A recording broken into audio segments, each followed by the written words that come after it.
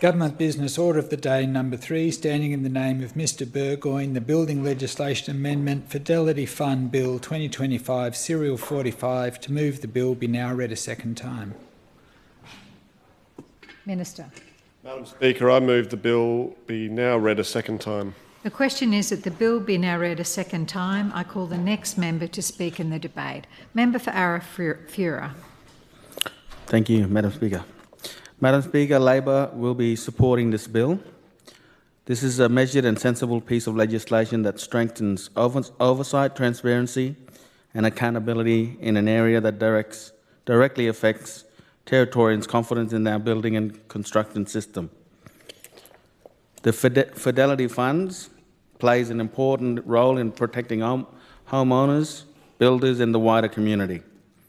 When things go wrong in the construction process, the fund is there as a backstop, providing assurance to Territorians that will not be left carrying the financial burden of an incomplete or defective residential building work.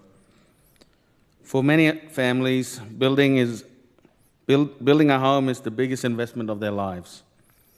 They deserve to know the systems designed to protect them are strong, well-governed and operating in the public interest. That is why Labor supports steps that give the Minister clearer and stronger oversight of how the Fidelity Fund is managed. Territorians expect this fund to operate with the highest standards of transparency and accountability. They expect trustees to be properly appointed, appropriately vetted,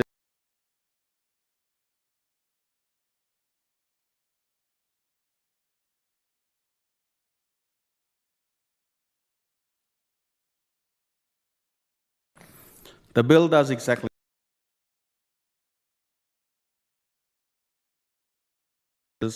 for the approval and removal of trustees and ensures that decision makers responsible for managing the fund are accountable to government and the public. Importantly, amendments requiring trustee appointments to be approved by the Minister bring greater assurance that the right people with integrity, capability and a genuine commitment to good governance are overseeing what is ultimately a public protection mechanism. The bill also creates the Minister's Observer, a practical and effective oversight measure that ensures the Minister has real-time visibility of how the scheme is operating. This isn't about interference, it's about assurance. It's about making sure the systems that protect Territorians are working as they should, and that emerging risks are identified early. Good governments don't just wait for problems to arise, they set up structures that help prevent them.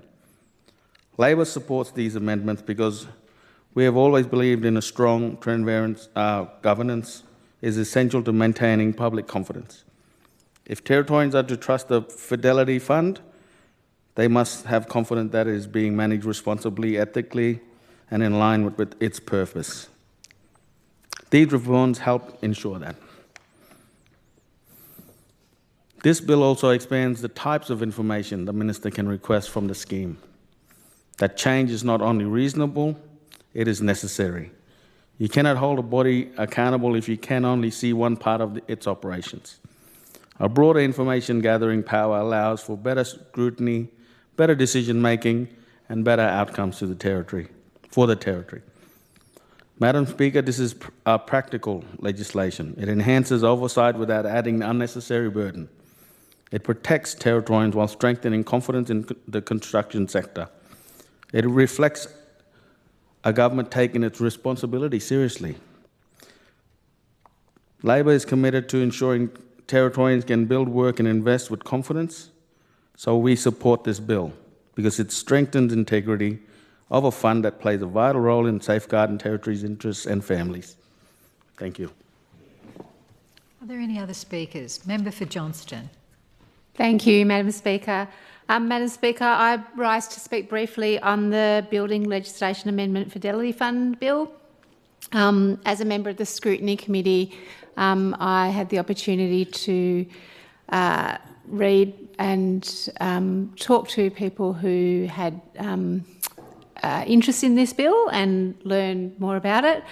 I just want to acknowledge on this bill and the previous bill the work of the Scrutiny Committee and to my fellow members on that committee who take their job seriously. So thank you to everyone.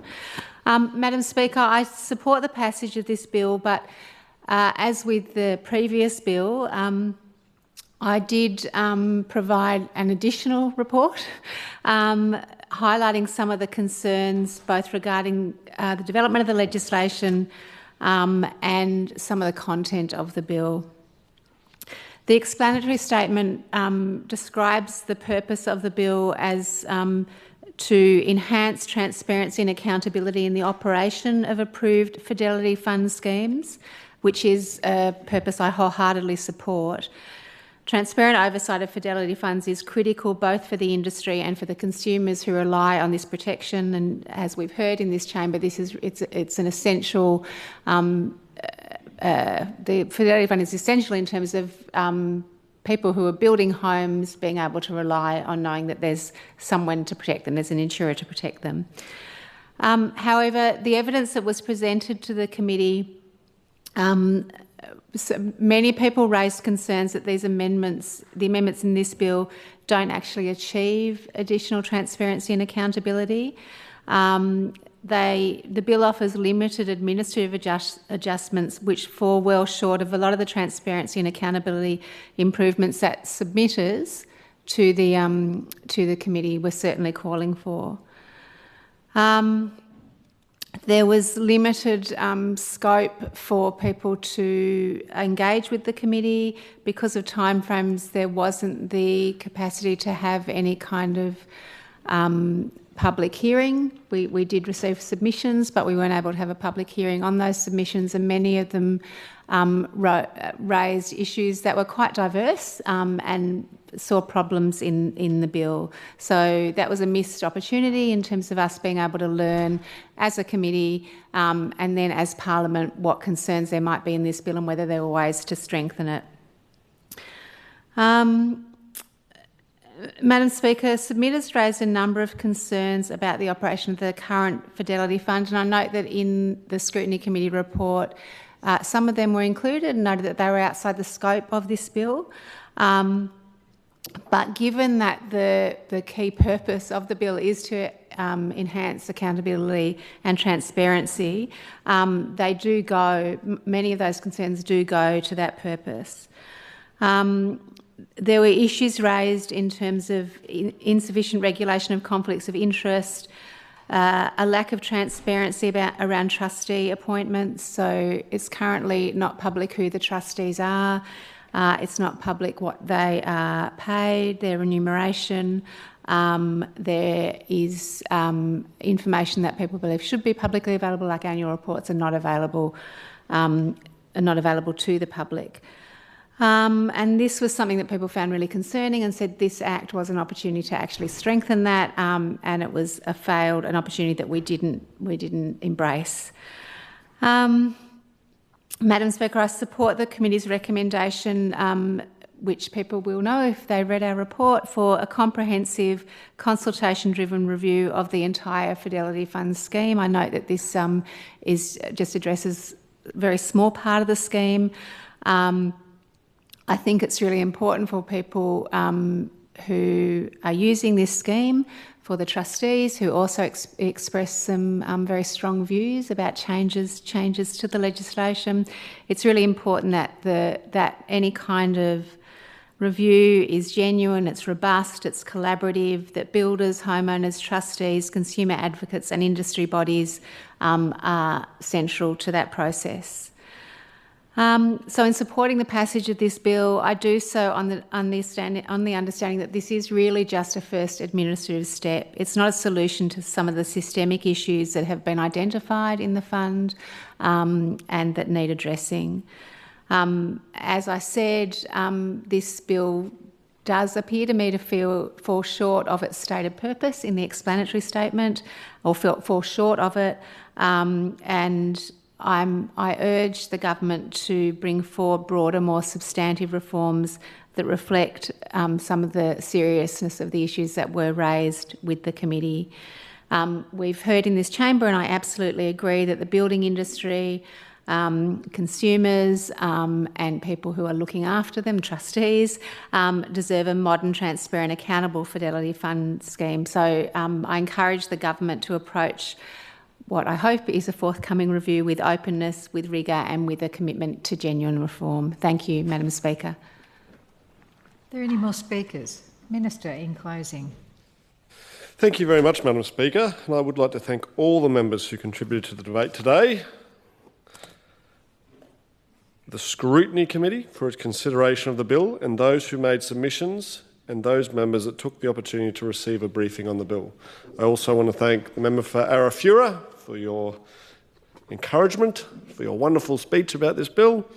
And also I do want to very much thank the member for Johnson for her contribution. I actually went and read your dissenting report in regards to the concerns you had in regards to this bill.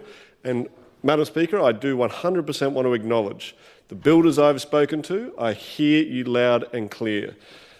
What I really want to highlight today in closing this debate, Madam Speaker, as a legislator and in regards to the legislation that currently sits in the Building Act that essentially oversees the Fidelity Fund, there are limited levers for which the government can pull to ensure we are achieving exactly what we're setting out to do.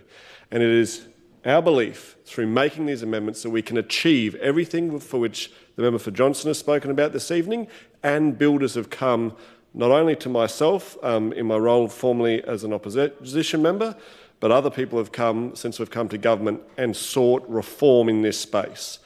It is about ensuring that those who run the Fidelity Fund do have that level of not only transparency, and I will speak about this throughout my contribution this evening, but there was very limited information, Madam Speaker, that actually could be sought by the Minister in relation to the Fidelity Fund. And being able to expand that really does allow us to look into the Fidelity Fund, see what is occurring, either speak to those builders, allay their concerns or otherwise. And I think that's a really important function of this bill, to put everyone on notice that we want to ensure we can always do better in these spaces. And that is what this is about. The Fidelity Fund originally, which was set up with seed money from the Northern Territory Government, it is about protecting consumers. And this is something that I think, whilst we are often talking about builders, the consumers get lost sometimes in this conversation. This is to ensure that mums and dads, when they are making quite often the largest decision they will ever make financially in their lives about purchasing, building that first new home, that if something should go wrong, if a builder becomes insolvent, leaves, that there is protections in place. And that is such an important function that we have here in the Northern Territory through the Fidelity Fund.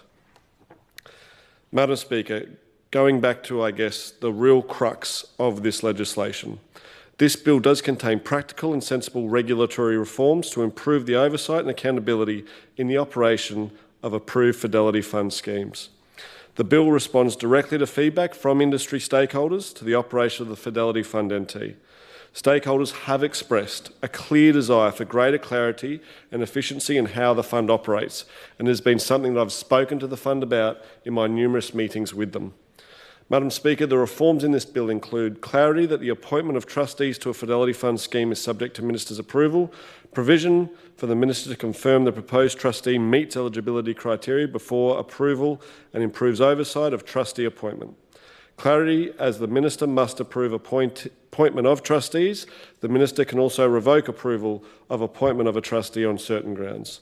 Appointment of the Minister's observer to attend trustee meetings and provide advice to the Minister, and broadens information that the Minister can request from the Fund relevant to the operation and management of the Fidelity Fund schemes in compliance with the Building Act 1993 and regulations. The amendments will improve government oversight with the ability to better understand the operations of the fund, monitor legislative compliance and address any concerns which are raised with us. The Fidelity Fund NT is the only option for building cover in the Northern Territory for consumers. Should the fund be unable to issue certificates, there will be a major issue for the Northern Territory housing industry. The legislative amendments support improved oversight of the fund to minimise risk to the housing industry and home builders. These changes provide for a good governance approach of critical consumer protections for people building a home, and is importantly, Madam Speaker, it is a step forward in ensuring the fund continues to operate effectively and fairly and remains a trusted mechanism for protecting Territorians in any times of uncertainty. This bill aligns with the strategic initiative for this government in the rebuilding of the economy strategy to deliver a regulatory reform program that improves certainty and should improve confidence in the fund's practices and the building industry. These reforms also support growth in housing development, which is a strategic initiative in the Restoring the Territory Lifestyle Strategy. Lastly, Madam Speaker, I do really want to acknowledge the officers who have contributed to this bill, the people from the department that have been here this afternoon providing support to me for this bill from the Department of Lands, Planning and Environment, and thank them for their work on this bill. Thank you very much, Madam Speaker. The question is the bill be now read a second time. Those of that opinion say aye. To the contrary, no. Aye. I think the ayes have it. The clerk. A bill for an act to amend the Building Act 1993 and the Building RBI and Fidelity Fund Schemes Regulations 2012. Minister. Madam Speaker, I seek leave to move the third reading. Is leave granted? Aye. There be no objection. Leave is granted. Minister. Madam Speaker, I move the bill be now read a third time. The question is that the bill be now read a third time. Those of that opinion say aye. To the contrary, no. Aye. I think the ayes have it. The clerk.